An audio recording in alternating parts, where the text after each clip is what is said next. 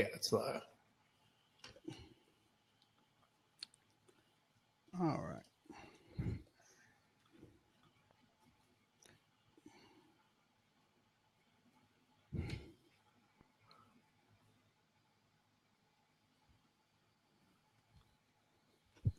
I think we got it. Let's see. Let's switch into. All right, we're gonna pull us up live on the. Let's see.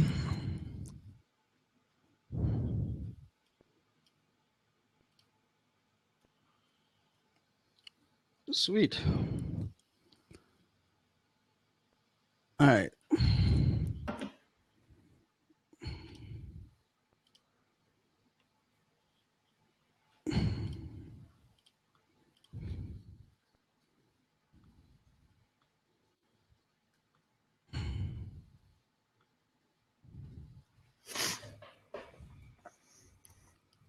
I see Kristen Cardos here.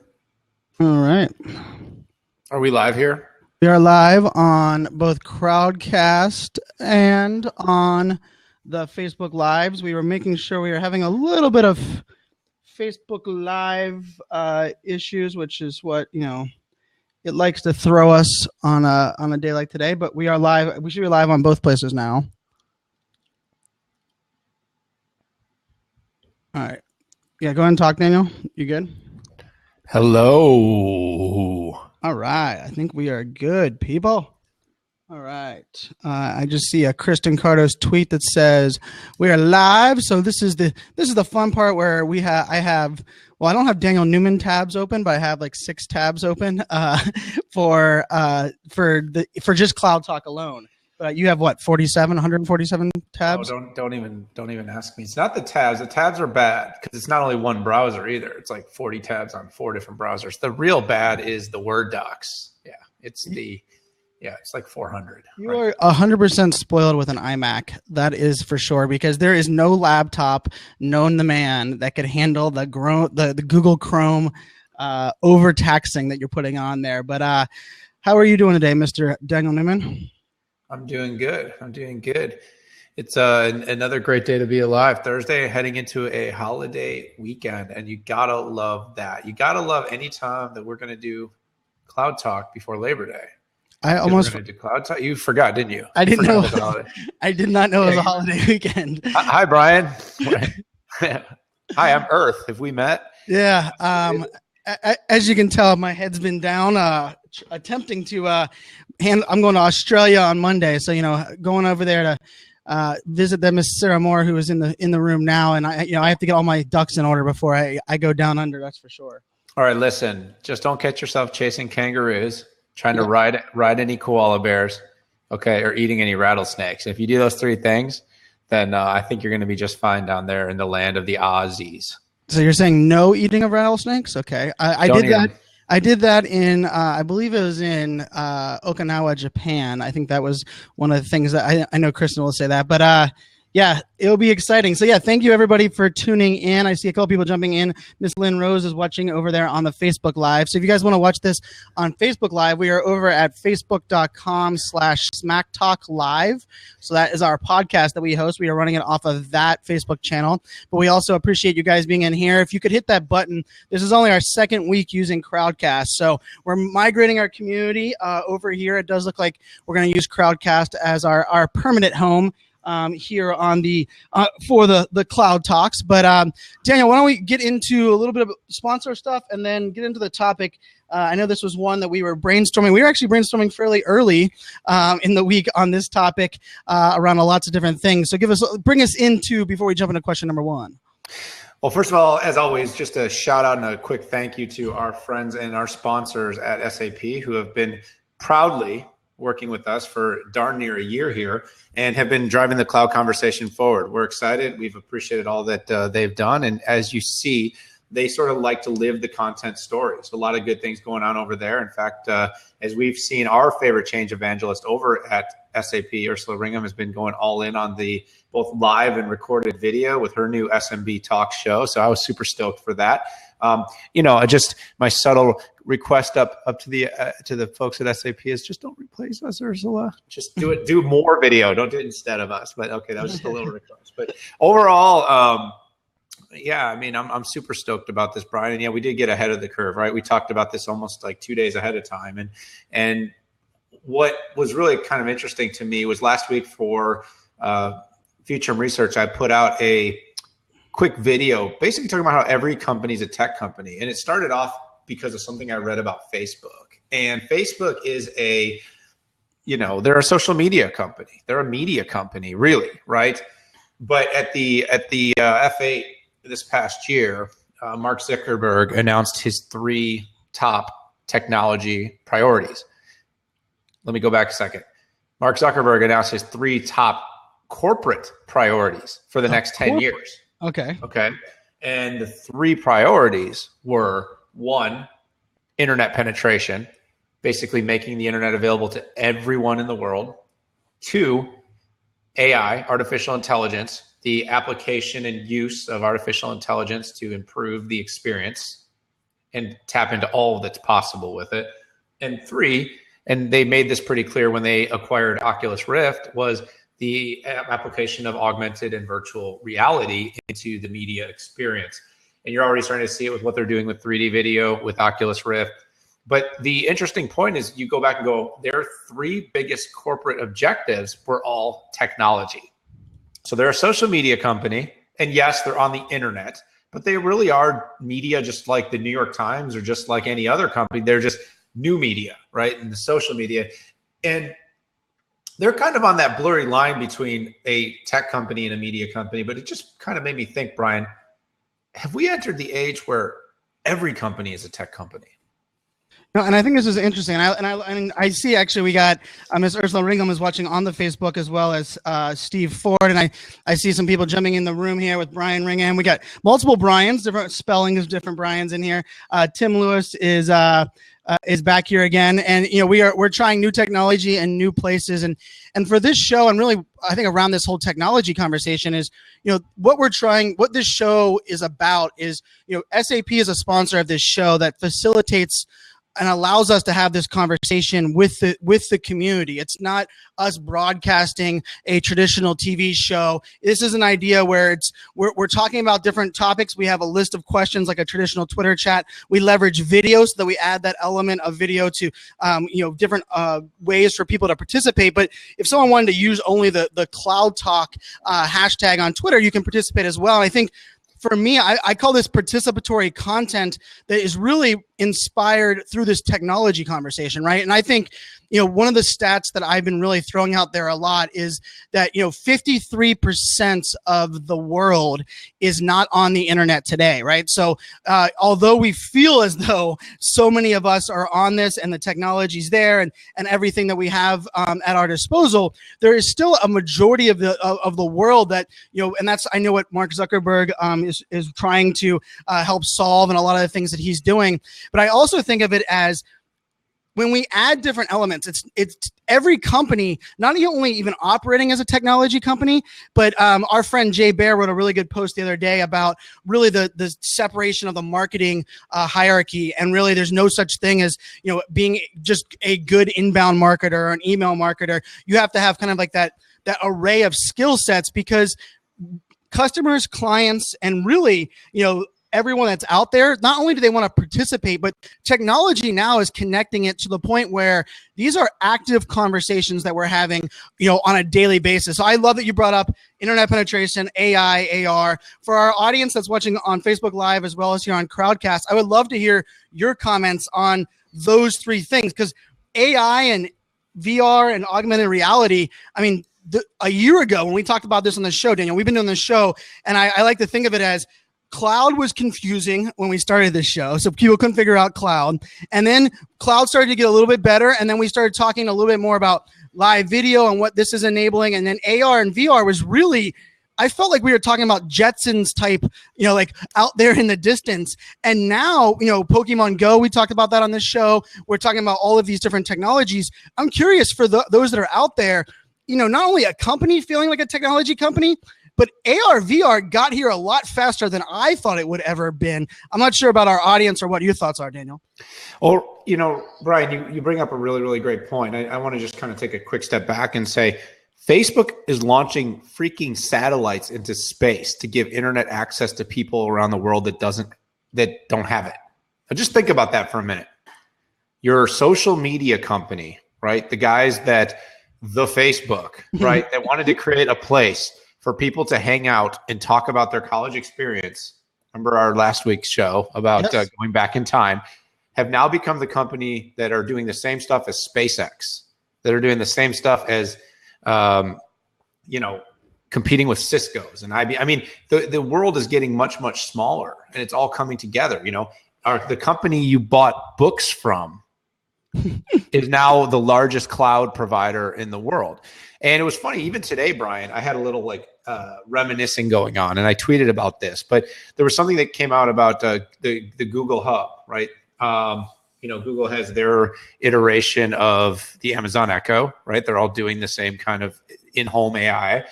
10 years ago, when I was in the presentation technology, unified communication space, and we were building out solutions for conference rooms and technology, I said, in 10 years, there will be a one rack unit switch that will replace all the gear in this rack. And it used to be you had your audio receivers, you had, your DVD players, your VHSs, you had your switches, for all your different analog. And I said, 10 years.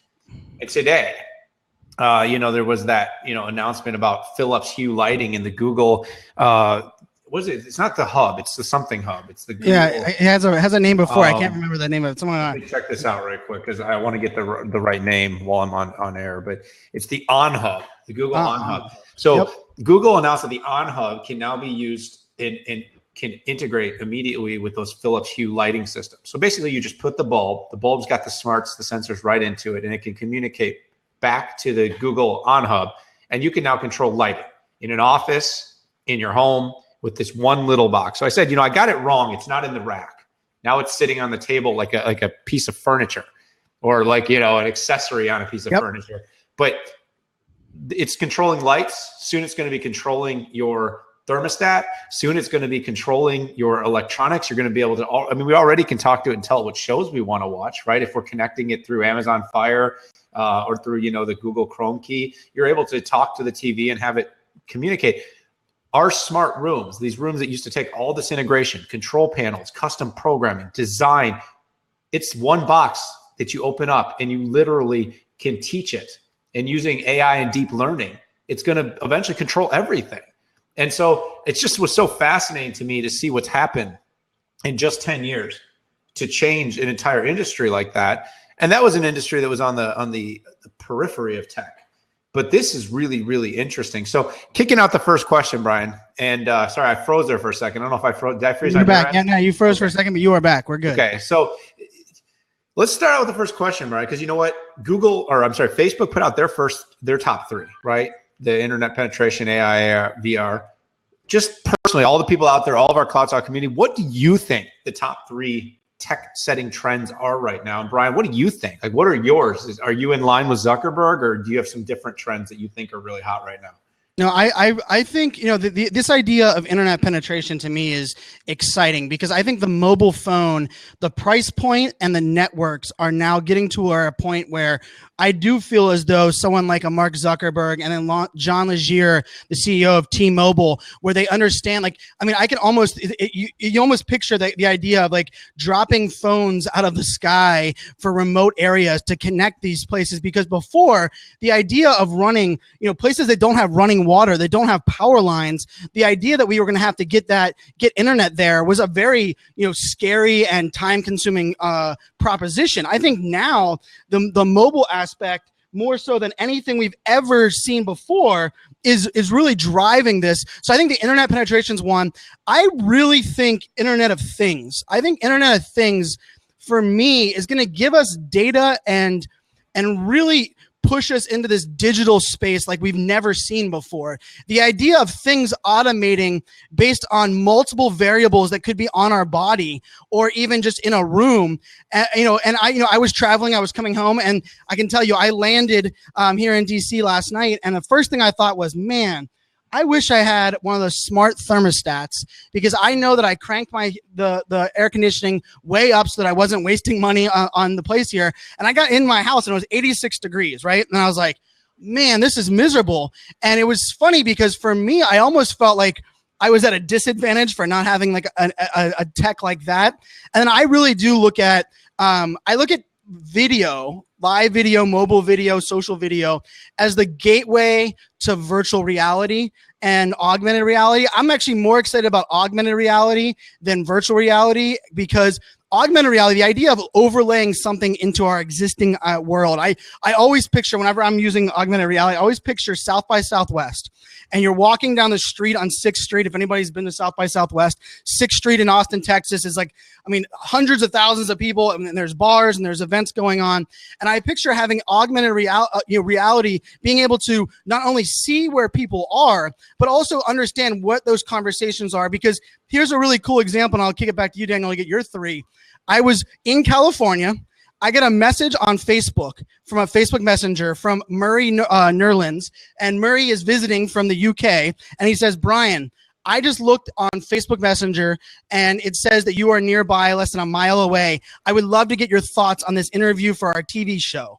I literally stopped where I was going, turned around, and walked over there, and that was really using mobility and proximity, and and of course I have that data turned on, and that's scary data for a lot of people. But I can tell you, like, using the friends around me on Facebook has given me business value probably 20 times total. And to me, that's just kind of the start where I see Internet of Things. And I think the internet penetration is a big one. And then of course, I can't not talk video. I mean, videos where I really do see really the idea. It's the great equalizer. But what are your thoughts, Daniel, on those three? And I see there's a bunch of people kind of weighing in here as well.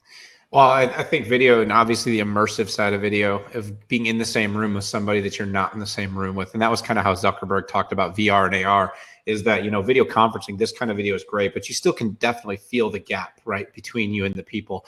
With VR at the next level and high resolution, a 2160p VR experience. I watched the Euro soccer tournament, and I was on the sidelines leaning over the rail, looking down the side of the field. I could look up and down the field. I could turn around. I was seeing like I was standing there. And just what could that do for a board meeting, a conversation, a research panel with customers, or a virtual event? Like we talk about all these events we go to. Yep. We could all be sitting in our living rooms with our VR systems on and be in the room together. And it's a little eerie and scary, and maybe it lacks some physical intimacies that you would want from being in a room, but we're only seeing it in its infancy. We're not seeing what it can be. We're not even talking about how sensors could add certain layers of feeling a physical presence. So it's very, very interesting what you said there, Brian. And your example, actually is a perfect alignment to what we talk about with the whole story of digital transformation being about multiple technologies coming together.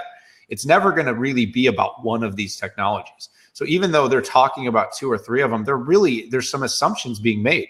There's an assumption of big data and analytics underpinning all of this stuff. There's an assumption that IoT, sensors, beacons, RFID, all the data that can be collected from our IoT is going to be brought into an ecosystem of smart machines and machine-to-machine learning and deep learning, right? All that stuff is going to happen. And like the Disney Magic Band, which I always reference to, and it's an example, but that's a perfect example. Nobody really even thinks about it. And this, Brian, is at the core of why we transform. Is about experiences. VR is about an experience. Even making the internet available is about allowing people to have a certain experience.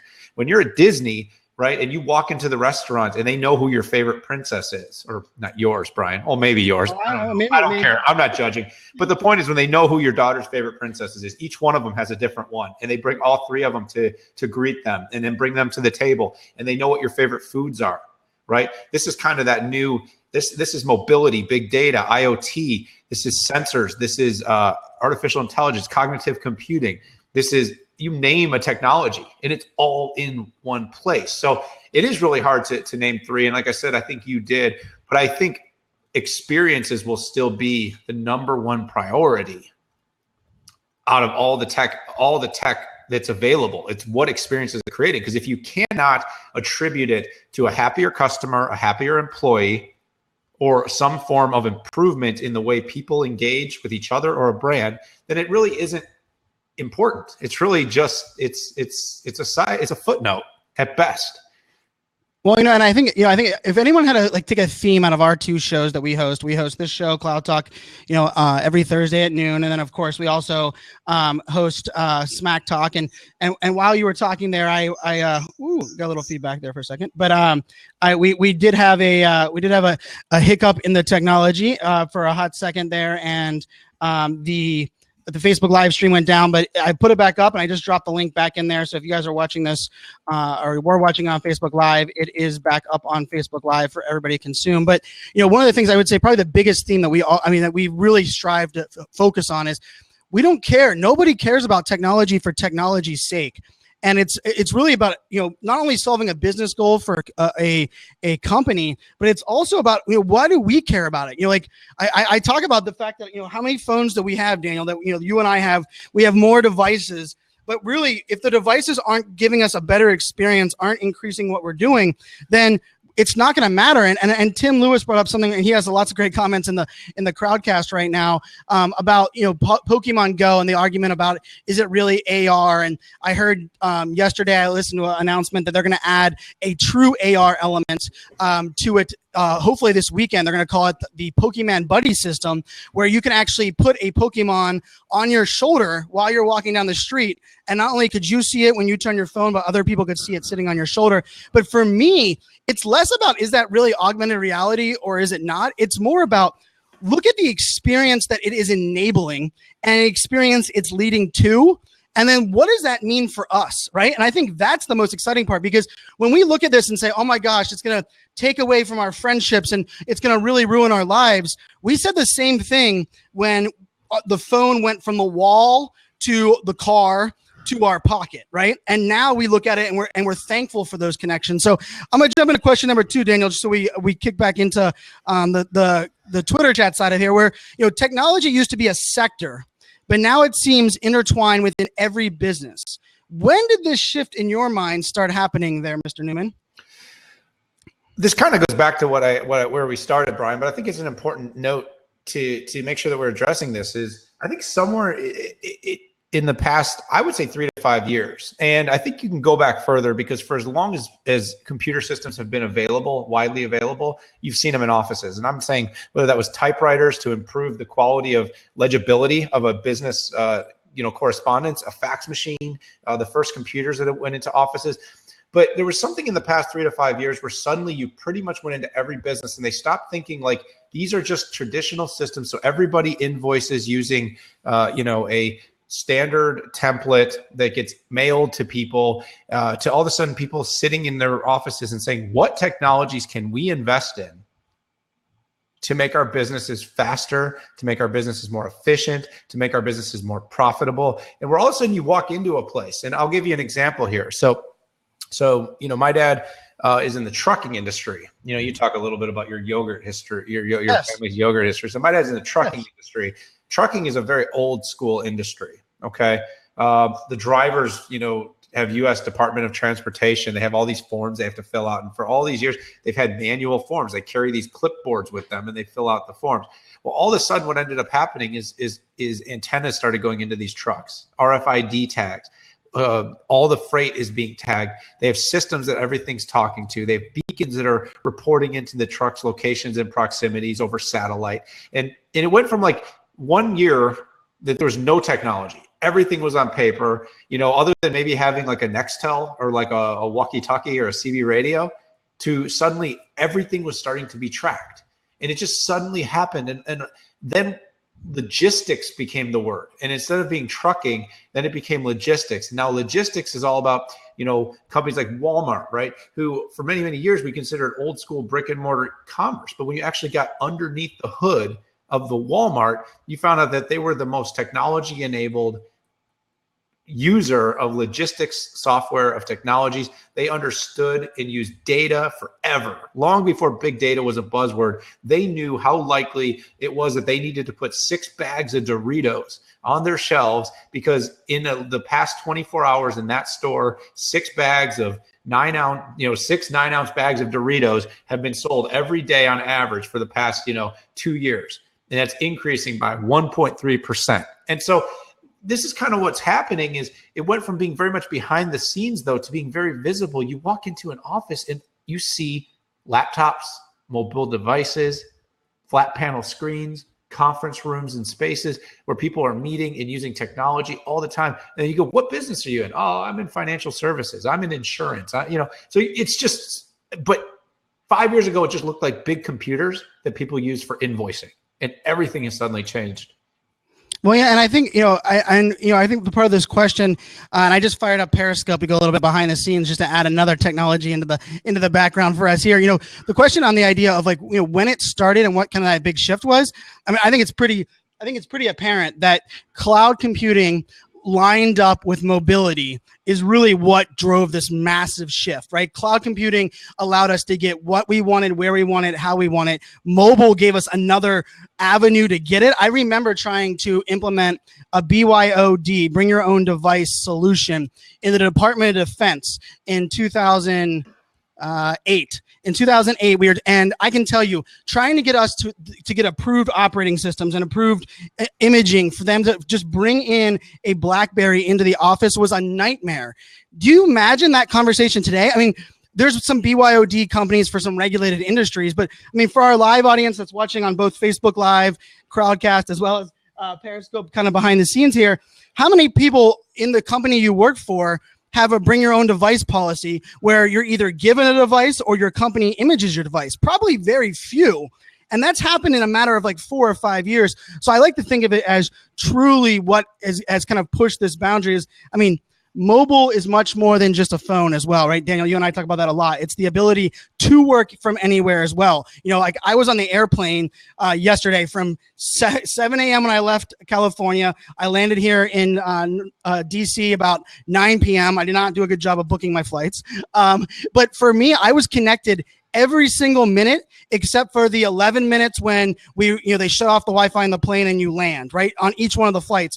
Every other aspect. I mean, I use T-Mobile's, they allow you to connect via your phone for free. I turned on my hotspot, connected my laptop to my T-Mobile hotspot that was connected to the GoGo Air airplane service, and that was how I was connected. And to me, that's mobile. I mean, that is just an amazing times we're living in, and it'll be exciting where that even goes forward. Yeah, you didn't hook up to that Fanzo light, right? That is it, satellite and Fanzo light that would get you up for those 11 minutes, even if it is only at 4G or even 3G speeds. You didn't have that, Brian?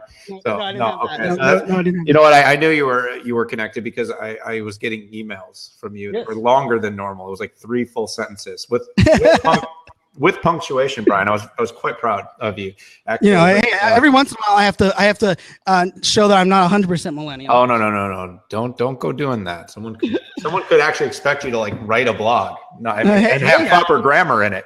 I got a big blog. I got a big blog out today that actually was, but thankfully it was edited by someone else because that is the truth. Yeah, so actually, what you said is really great though, because I was kind of looking at it almost in an ephemeral sense, of where I just suddenly started to notice it. But what you brought up is a point, Brian, with mobility and BYOD that is so true.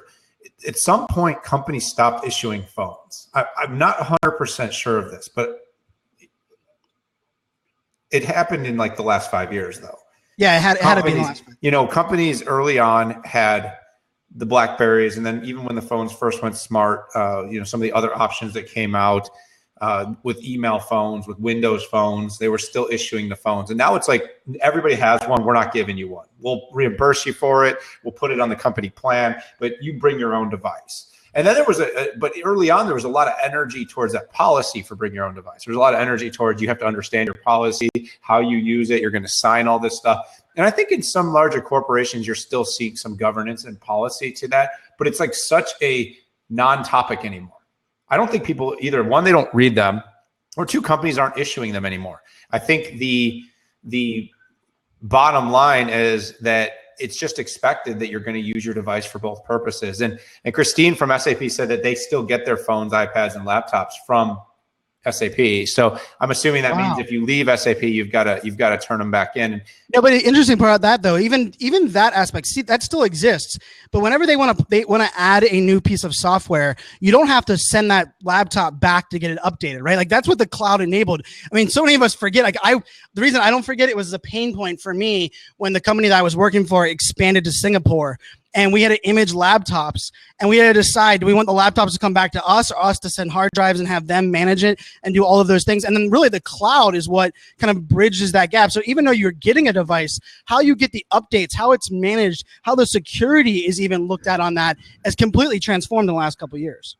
Yeah, it's actually really, really crazy. But what it has become, Brian, is transparent, which is really what this show is all about. It's that the technology has become transparent. You either bring it with you, whether it's applied to you, you get it, you use it, you're not thinking about it anymore. You're not thinking, how is technology going to be incorporated into my day? And when you do have to think about it, guess what? It becomes painful again. So like yesterday when I was invited onto a Skype for Business call and I had to reload a new app, I had to shut down Google Chrome, I had to do all kinds of extra steps to get on video. I go, wow, that really sucks. If I used WhatsApp, if I was using, traditional Skype, Google Chat, Hangouts, my phone, it's one click button and I'm talking to somebody. When I want to use this solution, all of a sudden I have to go, I have to be there 10 minutes early to make sure I've got the latest, I got the latest download of the software, and then I got to reboot my computer so I can get onto this thing. When it's painful, it's in the way, and it slows down progress. It slows down innovation. It slows down transformation. And that's when you remember that not every company is a tech company. Now, let's jump into the next question though, Brian. So, we've kind of answered this, so we can go quickly and just say yes or no, and we'll jump into the fourth question.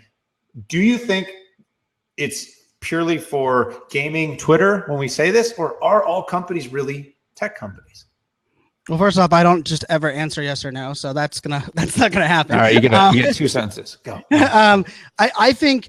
I do not believe there is a single industry or company in the world, no matter what they are working in, no matter what their target demographic is, no matter who their audience is, unless it is remote to remote. So let's say, a country in, remote Russia, or, as part of remote Russia, or a country in Africa that is truly, remote, and you're bringing water systems, but you probably have a partner or a distribution channel that is still technology. So my answer wasn't short is yes. I believe every company is a technology company.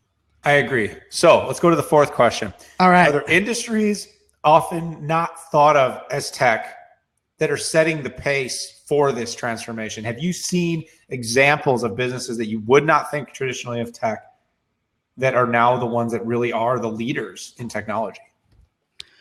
Well, it's always interesting when we kind of talk a lot of these examples, right? Because we can throw out the big ones, which I think I don't think you're allowed to have a tech show. And if you talk tech, you have to bring up Uber. If you bring up the idea of creating media, you have to bring up Red Bull, right? Like those are the two pieces there where Red Bull was a drink company, but Daniel and I are Monster energy drinkers, and we are not sponsored. But they were a company that went after the media section. But if I look at like a technology company, or a company that is such a technology company that really probably didn't, in my opinion, look at like a technology company, was let's look at Starbucks or Dunkin' Donuts, another one of our favorites, where they're mobile driven.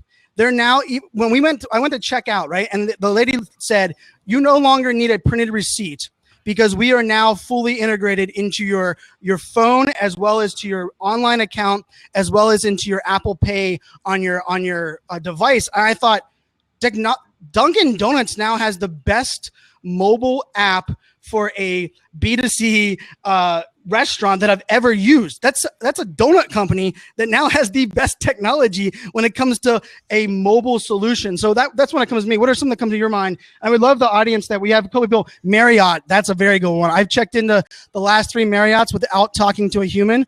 I just walk in that proximity of that lobby, and I connect to the Wi-Fi in the lobby, and I'm checked in. But what are some that come to mind for you, Daniel? Well, let's talk about an industry as a whole, but retail is an industry as a whole that I think has become a massive consumer of technology and user of technology to create experiences. So when you talk about going into pretty much any any online / live store, any omni-channel experience, anywhere you can kind of buy offline and online. I'm just seeing massive utilizations of technology in that process. So, I always tell a story when I talk about omni-channel of soccer.com. So I've got soccer players in my family and my daughters play.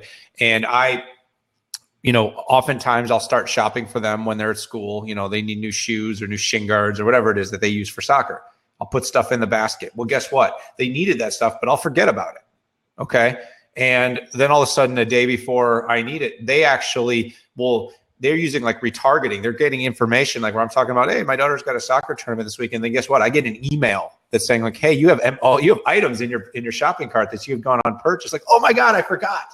I needed to buy those new shoes. And now the weekend's coming and I didn't get them yet. And by the way, we're offering overnight shipping right now free with any order over $100. Oh, yeah. And what I'm saying is this is like massive business intelligence that's being put into these retail systems to be able to use social data, to be able to use predictive analytics, to be able to use an omni-channel experience that goes across social, email, right? All the way to your door, delivery to your door. And creating this really, really great experience where they're almost becoming like your chatbot, right? The whole sense of, and that's kind of where the chatbot thing's going, right? I want a restaurant that is great for sushi. Instead of saying, I want a restaurant in the proximity, it'll know your proximity. It'll know what you like. It'll know what restaurants you've said that you think are good and which ones you aren't. It'll compare data across the entire internet of people who've talked about a certain restaurant and compare it to what you've talked about in the past and put you in the right proximity. So I think retail, food, industries like that are extremely exciting in their use of technology. One that I jumped out at me while you were explaining that, because those are great examples, was one that was really painful this week, is FedEx. And it's not because I used to work at UPS. For those that know, that was my first job out of college, as I wore the short brown shorts and I worked as a UPS driver. But FedEx had attempted to deliver something 3 times to me here at my place. And sadly, when I got FedEx on the phone, because I was not here, but I wanted to know if the package was delivered. The person had the nerve to tell me, can you have someone go over there and see if the notifications on the outside of your door are there, or did the person leave the package at the door? And my first thought in my head was, we are living in this 2016 where everything else is emailing me at least, and at least giving I was able to track it, but the only thing I was able to track was that the guy attempted to deliver it 3 times at my house, but there was no they really wanted to see, they were going to have me get somebody to come to my house to look physically at something. And to me, that was the perfect example of something that's wow, you need disrupted. That truly does need to be fixed. We need to, that's one of the spaces that I think is extremely exciting to see what that goes fixed. But yeah, those are really good examples. I see some people that are, KLM Airlines. That's a really good one. I changed my flight yesterday and had an issue with my online service on that airplane, and I handled it with 2 tweets, and both of those were solved. And that was with, while I was in the air. So that to me, Delta and GoGo Airlines pretty much are Delta might be a airplane company, but they are fully technology enabled across the board. Let's talk about something else, Brian. Manufacturers clothing manufacturers like Nike and Converse, 2 of your favorite brands, right? Look at what they're doing with their mobile web experience, creating high-tech 3D immersive experiences where you can go online and customize and design something for yourself, okay? And just think about this in the next 5 years with 3D printing, right? You could basically go online, customize, design, and have an app that integrates to a 3D printer, like a industrial 3D printer locally, prints your shoes and has them, brought to your door on a drone in the next 1 hour. I mean, that is where it's going. And as much as people don't love the idea of how maybe intrusive or how disconnected that makes us, that's kind of the direction. But even just their use of 3D rendering, that's high tech. I mean, that's super high tech. And it's crazy to tech companies' websites that aren't full of that much technology. I mean, name a big tech company that you think of as traditional big tech, go to their websites, and it's still very, very much was this done in Dreamweaver? I mean, yeah, no kidding. That's just to, we're about halfway through the show. We do run an hour here for those that are joining in. I love there's great conversation happening not only in the Crowdcast chat, but also on Twitter. And Vicky O'Neill on Twitter answering question number 4 that we that our community manager Kristen sent out there was retail is transitioning faster than other industries on transitioning their own company to be a tech company. And that's actually a very important fact, right? And I use the story of GoDaddy was not GoDaddy, GoDaddy. It was eBay, and eBay was having an issue because they kept updating the interface and the technology components for their customers. Yet their employees were not allowed to work from home. Their employees were still logging in through a physical FTP, and their employees started vocally putting it out there in blog posts saying, this is not fair. We are bleeding edge technology for our customers, but we are ancient, way behind the times for us as employees. So I think that's a really good point that Vicky brought up, that companies not only have to think about front end customer experience, but as a company, as a technology company yourself, how do you do that? I know, Daniel, even in your book, Building Dragons, I think that's a lot of it is it's just as much creating the experience from inside as it is outside. One of our favorite, I'd say personality is also a very successful entrepreneur, right? Richard Branson. He always says that, right? The first customer of any organization is its employee. If the customer experience, if the employee experience isn't great, why in the world would they want to make it great for their customers? So you should really think about an inside out approach to technology transformation. You can't transform the experience for the end customer and not think about transforming the experience for the employees. I definitely agree with that very much, Brian. Now, we talked about some great examples of setting the pace, and you definitely brought up some more esoteric examples, and we also brought up some industry specific examples, but there are still laggards. There are still companies that do things really the old way. Can you think of a few companies that you think are really struggling to kind of make this transition into tech? This is interesting because I think, when we start looking at like the big name companies, we immediately think because maybe they have a social presence or because they're big in the TV game, that they are also big in figuring out like the technology space. Or I always joke that just because a company makes a social media tool, very few of them are actually good at their own social media. Like that's an anomaly when they're like, when a buffer is so good at engaging and building community as a social media company. So when I think of like companies that are out there that you would feel like they would be, like for me, one of the ones is really casinos. Casinos use probably some of the most innovative technology in the world for thieves and eye tracking and card counting. And they can tell you how many times you walk by a casino in Las Vegas. But when it comes to like technology, throughout a hotel, or even the technology integration between the fact that like you still have to go get a physical card that connects into the casino machine, and then that doesn't link to your hotel room card, and like, so I think of some weird spaces like that. I also think of the traditional ones. I think healthcare is getting there faster than people realize. I actually think the government, even though I worked in the government for a while, and I always say they're really good at using the fact that they're regulated as a crutch. I think the military is one that is probably in dire need of kind of this integration, but I think they're getting there as well. I don't know. What are some ones that you think? Well, I think the government, they still have all their proprietary channels for communications, probably because they haven't been able to keep up on the security of the broader channels. And so that's definitely been an issue. Government, Brian, you're absolutely right. They are a laggard in every area of technology. They have to wait 2 to 3 years before something has been validated and approved. The problem is things move too fast. So the whole system is broken, because that did work for a long time. When you were seeing major innovations taking 10 years, then they could be 3 years into an innovation cycle, buy into something, and start again 7 years later looking at the next 3 years. But now what you're seeing is timetables are compressing, disruptions happening in 5 years, and then 18 months, then in 6 months. And then, sometimes it feels like think about our live streaming space, Brian. We've been disrupted like 6 times in 6 months. I mean, literally it's happening on a day in and day out basis where people say, well, we want to know where you're going to call the show home.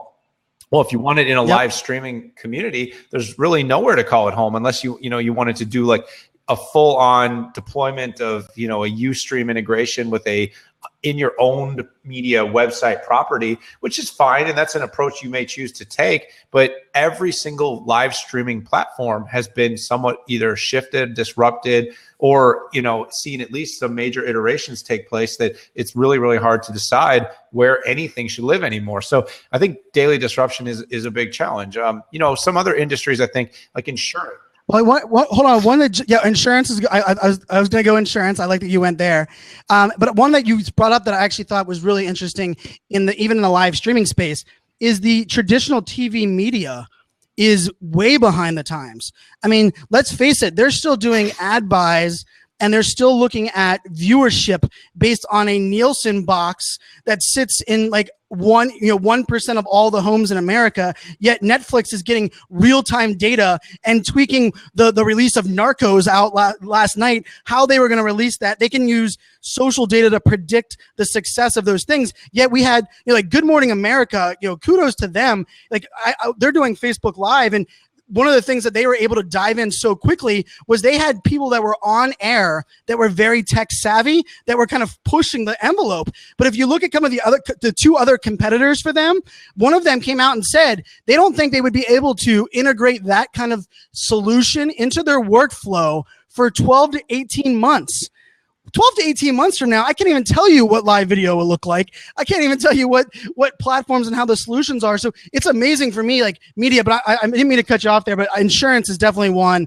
That's a hard one especially for millennials, right? I think just the fact that, insurance is so hard to manage and pay for. And then when you pay for it all year round, then when you finally have to use it, it's the worst process ever. It's worse than expense reports. It's like expense reports and taxes combined, almost plus the DMV. Like that to me is like, and I say that because my youngest daughter or my middle daughter had a really bad stint in the hospital, and just the amount of bills and all the paperwork that went involved in that, I felt like it was a DMV trip on top of your taxes and then expense reports, every month when they ask for something. You make a great point there. So with insurance though, even when you go into the office of your State Farm agent and get your personal quote, and you'll see they'll pull up the screen that's it's still black with green or white text on it.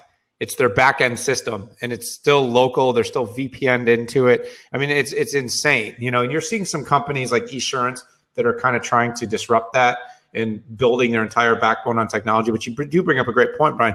It's not only on the back end, it's actually using the technology that absolutely are using their services that absolutely blow my mind. Two others that I'll mention that I think have been pretty slow to transform.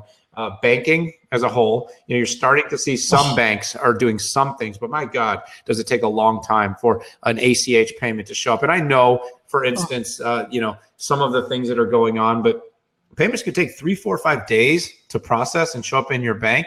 And, the only thing I kept thinking is, well, they're probably got in some account drawing interest or something. And it makes me think of Office Space, right? They're fractions of a penny being rolled off into accounts, but just the entire experience is still very, very old school. The way you identify yourself, the way you connect to it, and I know there's a lot, and it seems, and by the way, if you notice my trend here, the more regulated an industry is, the worse it is. Insurance, highly regulated. Banking, highly regulated. But you know what? I think that's excuses, right? And actually, Kristen Cardos, who is a military spouse, and her husband served, and shout out to all those that serve in the military. And I think that they have a valid excuse in the sense of budget and money that's kind of being pulled in there. I think healthcare and government as a whole have used the regulation as a crutch. I think the reason they're so far behind the times is they kind of said, well, if you think about it, like I look at, let's say like the space program, right? And what NASA, like that's pushing the boundaries. And yet other programs were like, we're going to wait to get online for how many years? And I started laughing, Daniel, when you said insurance, because Ron Pruitt, actually one of the guys over there at Roker Media, he actually was the guy that sold insurance.com to insurance.com. And the joke for him was, like, I think he sold it in 2003 to them. And that allowed you to actually procure and purchase your insurance online. But still to this day, what you buy there still requires a phone call and a signature offline. And that was something that was forward thinking. So I think of, there are some places where regulation is extremely important. And I worked at the Pentagon where I wasn't allowed to have a phone. You got to lock it up. I had a clearance. I understand that piece. But I also think, like, the idea of, like, is there really data that we're worried about there? Or the reason that we're not integrating some of this technology in the doctor's office or into some of the devices that we use to check kids, is it because of the data and we're worried about security? Or is it because we like to use that as a crutch and use the same old crap for as long as we can?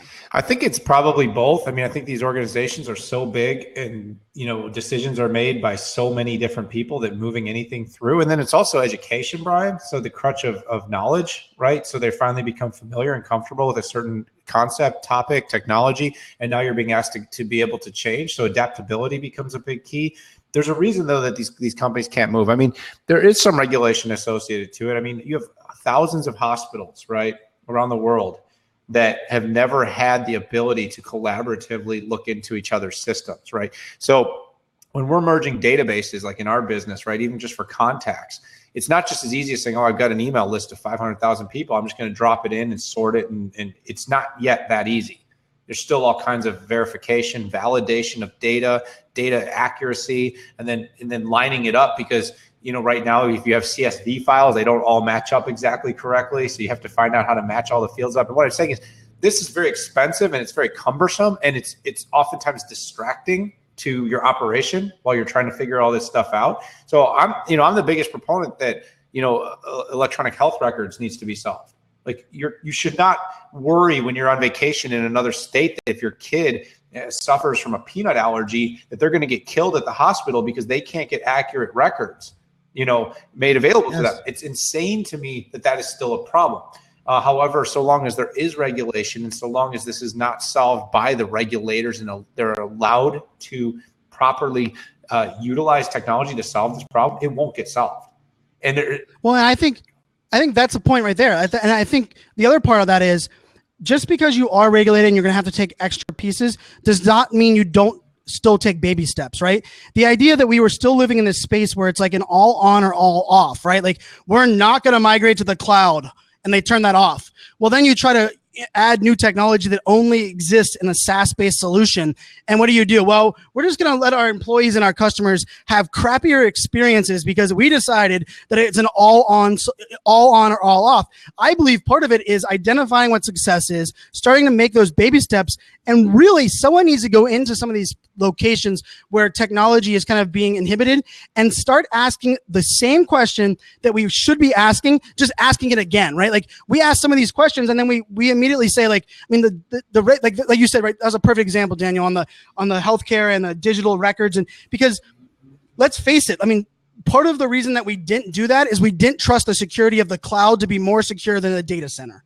Well, let's fast forward now to 2016. Just because I can go touch a server in a data center does not make it more secure than something that sits inside of a cloud-based solution that is run and managed by some of the largest global companies in the world. And that's a change in mindset because startups used to didn't want to put their proprietary information in a data center. They wanted to put it in a closet in their building because they didn't trust the data center. Well, that same philosophy exists today. Sadly, I think that to me is part of this regulation on why we're not doing it. But I think it's exciting because I think we are going to see that. We're going to see the rate of change today is not going to allow these industries to pull back like they have for so long. They're going to have to jump in, at least for certain aspects, maybe customer service, maybe, outreach, but they're going to have to do integrate technology. So let me set the stage for the last question, Brian, because I think we've kind of alluded to this and maybe even beat around the bush a little bit here, but the number one reason why these industries lag, why technology does not become adopted is because you have cultures of fear. You have people who are unable to quickly learn, to quickly adapt, that are still in positions of power. They're still making the strategic decisions for the companies, and they're basically the ones pulling the trigger. How much did you lose there? No, your audio came through all the way through. You paused. You were beautiful and bald. So all right. Good. Well, bald is accurate, but this culture of fear, this culture where the fear, and you have the executives that are in the last 5 or 10 years of their career, they want to make sure the companies make money in the short run. You've got a fear of Wall Street. A lot of tech companies that are either reporting into Wall Street or reporting into different stock markets where they're rated and evaluated on a quarterly basis. And they're asked to be able to make major decisions in tech and in change that are going to cost money. They're going to take some time to see results. And are they better off just hitting the nut for this quarter, for this year, in the short run, right? You're not going to lose all your customers overnight. Disruption in most cases, like people still use taxis. People still book airlines through travel agents. This stuff does still happen. It erodes, but the speed in which this erosion takes place can vary faster and softer depending on the industry. So going back to what I guess I'm saying here, Brian, people will shift the future of change, of adoption, and making every company, not only a tech company, but every company, a company that embraces the customer experience, that uses technology to support that, to create the best possible experience for employees and for its customers. Now, how is all this going to be impacted from the standpoint of HR and hiring? How is HR and hiring going to impact the continued evolution of this trend of every company becoming a tech company? I believe the employees will be the greatest driving force of digital disruption, because Gen Z, especially, even more than us millennials, Daniel, you and I are older millennials.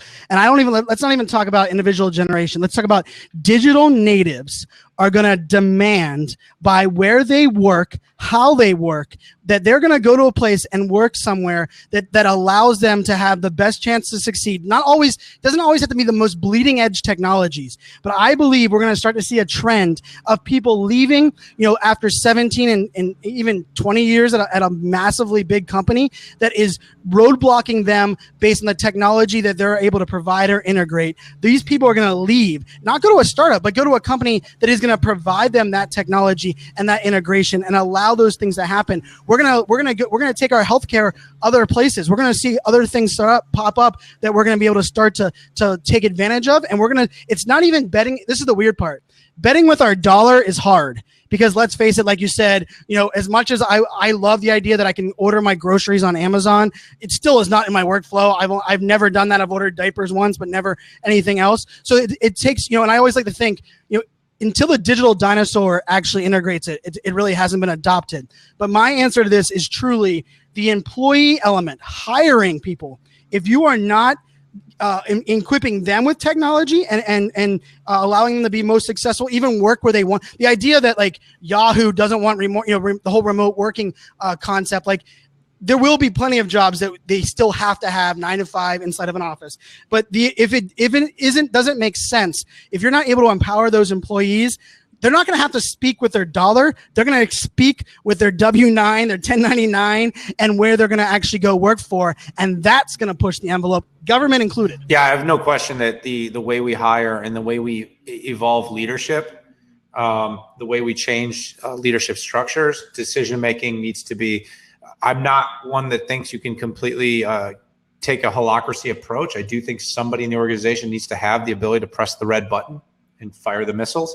But I also do think that being able to impact and listen and make change from both the bottom up and the top down is going to be critical, because I think these Gen Z workers, these millennials, as we approach 2030, the millennial will be up to 70% of the workforce, 75%. I mean, that's a huge, massive amount of workforce that's going to be impacted and dictated by people who have known no other way than social. They've known no other way than mobile. They've known no other way than technology and technology's applications driving almost every decision and nearly every interaction in their life.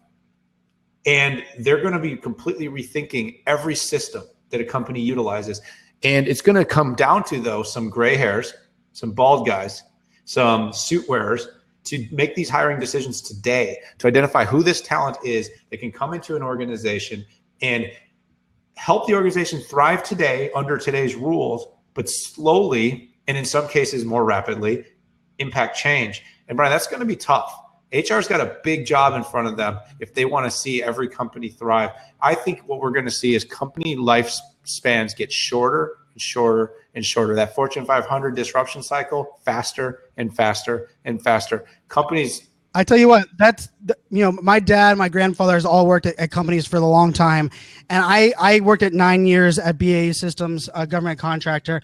And I always thought about the idea of going on your own. I like the idea, not the security element, but I like the idea that you build up that rapport and you grow within a company. But I was amazed once you kind of get your own healthcare and you manage that on yourself and you understand that payment, how easy it is to flow. But Daniel, I want to ask a question, because we have AI Zhang has been in this in the chat for a while. We've had a couple questions on the Periscope as well. And this is a great question for you, because I know you're kind of passionate. I know we have a couple minutes left, 3 minutes left on the show, but this is one I wanted to get your thoughts on.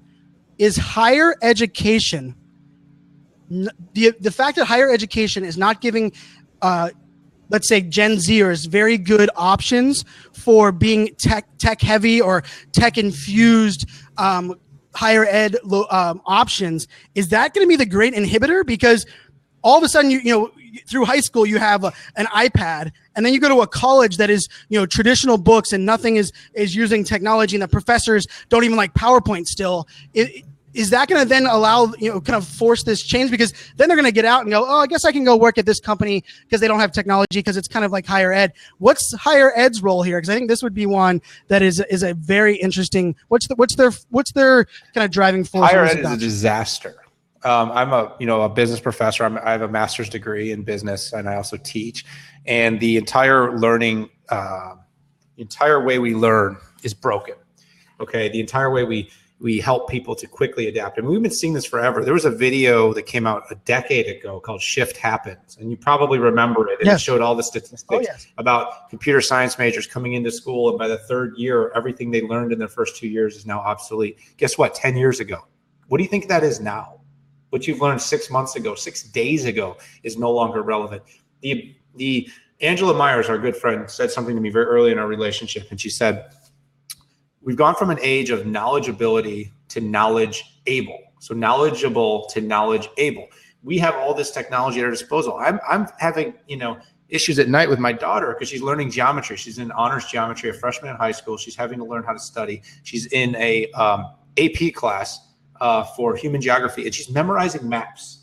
And don't get me wrong, I think there's a reasonable expectation that someone should be able to point certain things out on a map, Brian. But the fact that they want her to memorize it was over 200 different items from like different rivers and seas around the world as a first test in the first week. And she's pulling her hair out because guess what? She's never learned to think like that. And why would she need to? In what workplace are you going to grow up and they're going to say, you know, you need to be in Brussels tomorrow. Do you know where Brussels is? Because if you can't point to it in a map, you don't get to go. And you're not allowed to Google it. You're not allowed to look in your phone. You're not allowed to even look at your smart technology, probably. With our augmented reality contact lens that my daughter's going to have by the time she gets to college, she's going to say something. The chatbot in her system is going to know it. It's going to pull up a little map that's going to be out there in front of her eyes, and she's going to see it. But this is what our curriculum is. This is what our politicians, our government, our regulators are telling people that they have to learn, and it's freaking ridiculous, Brian. And you know what? All it's going to do is slow down society, and the first one to get this right, the first country, the first university systems that get this right will have a huge advantage in becoming the next winner.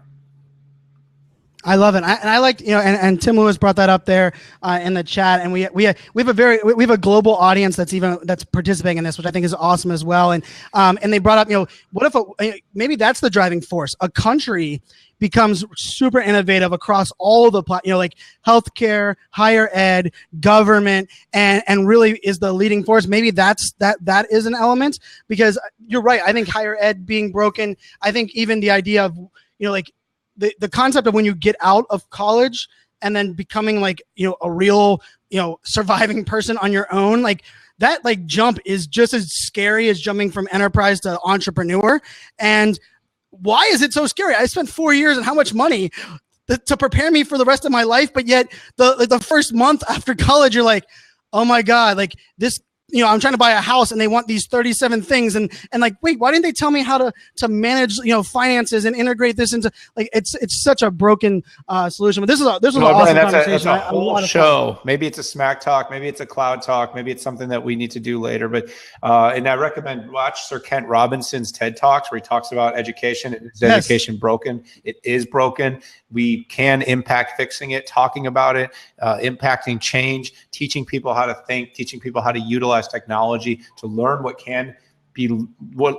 doesn't need to be memorized, and teach our next generation of people how to think fast, Brian. And I'll leave this as kind of a parting quote, but the number one thing I attribute any success I've had, and you can debate whether or not you consider my success, has been my ability to quickly learn and adapt to things, Brian. We've had trolls and haters, right? They've come on and said, you know, why are two guys that aren't, you know, we're not data center, you know, you were, and I actually built clouds, but we haven't done that in years. You know, but the bottom line is this: can you learn it? Can you teach people how to think about it? And can they then apply it? You know what? Because I can go into YouTube today. I could watch a video on how to set up a Cisco router or switch, and guess what? I could do it today. And most people with a little tech savvy could do that. So it's the totally wrong argument, and that kind of thinking, that kind of idiocy, is what actually leads us to continuing to have programs where my kid comes home and studies a map for 4 hours instead of learning how to use Google. Amen. I love it. Roll with the punches, be able to adapt and learn. That's the mindset of the future. Guys, this is a great conversation. Thank you, everybody that jumped in the Crowdcast, Facebook Live, Periscope. We're doing our best to bring the conversation, but ultimately we learn from you guys just as much as what we're trying to share on air. Big shout out to our sponsor, SAP, who's been with us on the live streaming, and they sponsored a Twitter chat early on. They've allowed us to experiment and use all of these technologies. It's because they trust us and allow us to do that we're able to do these fun things for you guys. So thank you so much. We do this every single week at Thursdays at noon Eastern time, except more than likely we will not be here next week. It looks like, I don't know if Daniel, you have an update on that? We'll play it by ear. We'll make an announcement by early next week. Brian is going to be riding in the back of a kangaroo next week. And depending on the guest, I'd rather push it back 1 week. Oh God. Please tell me you will not wear that on stage. Please. I will not wear this on. I will not bring it with me. I do not like people that bring "I Love New York" shirts to New York. Hey, I bought my daughter a Yankee hat in New York, and she wears it all over the place now. So you're only picking on me a little, Brian. But you know what? That hat is way cooler than that hat. Sarah Moore and Chocolate Johnny are the ones that got me this. So I big shout out there. But yeah, I'll be heading to Australia for Pro Blogger on Monday. So I'll be done under in some other time zone. And then the cool part is I fly directly from Australia to Boston, and Daniel and I will be doing some live broadcasting the following week at HP event there in Boston. So guys, stay tuned to that. Follow all the channels. Remember, if you want to make sure to stay up to date with everything we have going on, the best spot is CloudTalk Twitter chat, the CloudTalk Twitter handle, which is CloudTalk_chat. Kristen and the team manage that throughout the week. That's where you'll get your updates. Follow us there. Stay up to date. Thank you guys so much for doing this. This was a blast. Probably one of my favorite weeks in a while. For some reason, this was just a vibrant community and a vibrant conversation. So at least for 2 weeks for me, maybe next week, but stay up to date. See you on the back of a kangaroo. Adios. Yep. Kangaroo riding. Here we go.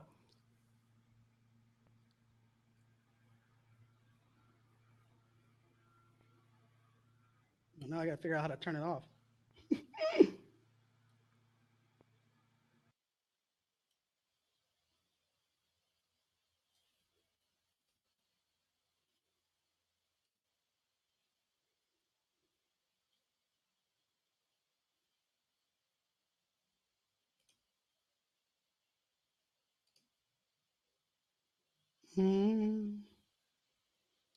Thank you, everybody.